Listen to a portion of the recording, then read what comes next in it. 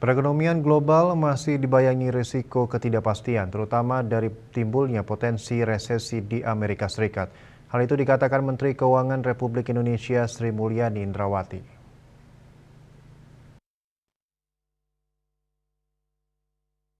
Ekonomi Amerika Serikat terindikasi mengalami pelemahan hingga risiko resesi, ditambah dengan sentimen yang memproyeksikan Bank Sentral Amerika Serikat atau The Fed akan menunda pemangkasan suku bunga acuan. Dengan kejadian terbitnya data labor tenaga kerja di Amerika Serikat yang kemudian memperkirakan akan terjadi resesi, kemudian reaksi market yang sedemikian volatile-nya mengharapkan tentu dalam hal ini ekspektasinya Fed Fund Rate akan turun dan bahkan ada yang berspekulasi akan ada pertemuan emergensi sebelum September. Ternyata itu belum terjadi. Ini menandakan market begitu cepat berubah dari sisi psikologis berdasarkan influence data yang terjadi dan dampaknya luar biasa besar, ungkap Sri Mulyani saat konferensi pers APBN kita di Jakarta seperti dikutip dari kantor berita Antara. Saat ini The Fed masih menahan suku bunga acuannya di level 5,25 sampai 5,50% dengan tingkat suku bunga yang masih tinggi beserta tingkat pengangguran Amerika Serikat yang naik tipis menjadi 4,0%, pemerintah Amerika Serikat khawatir akan mengalami hard landing. Sri Mulyani menjelaskan, volatilitas perekonomian domestik Amerika Serikat menjadi salah satu faktor utama yang menyebabkan ketidakpastian ekonomi global terus berlanjut.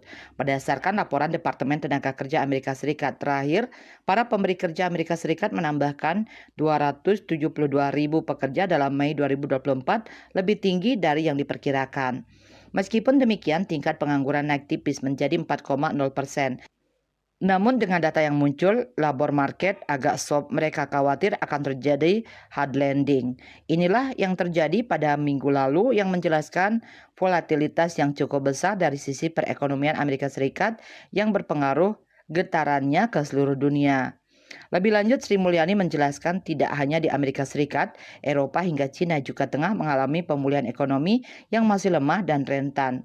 Prospek pertumbuhan ekonomi Cina melemah di tengah krisis sektor properti serta mengingat situasi tensi dagang dengan Amerika Serikat.